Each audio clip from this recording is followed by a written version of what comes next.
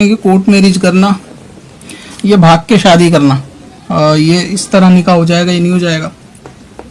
भागकर मतलब क्या, भागते भागते निकाह होगा, काजी साहब को लेके या फिर काजी साहब के पास भाग के जाया जाएगा।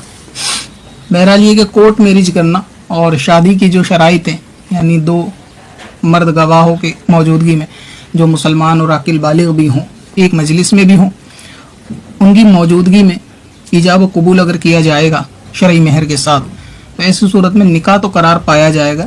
शरई एतबार से ये दोनों मियाँ बीवी तो बन जाएंगे। अच्छा, ये जो खुद निकाह करने वाला है ना, इसमें कुफू का मसला भी है। उलमाए अहले सुन्नत से एक मरतबा राब्ता जरूर इस बारे में करेंगे। बहुत से इसमें कुफू के मसाइल अगर हो जाए लड़का लड़की की तरफ से, तो उसके अंदर फिर जो है ना, वो लड़की के वालिद की इजाज़त जो है ना ज़रूरी हो जाती है। अब रहा ये कि ये काम करना ठीक है या नहीं, तो ये उर्फ आम में लोग समझते ही हैं कि ये ठीक है। यानी एक छोटा वाक्य मैं आपको अर्ज करता हूँ, यानी इस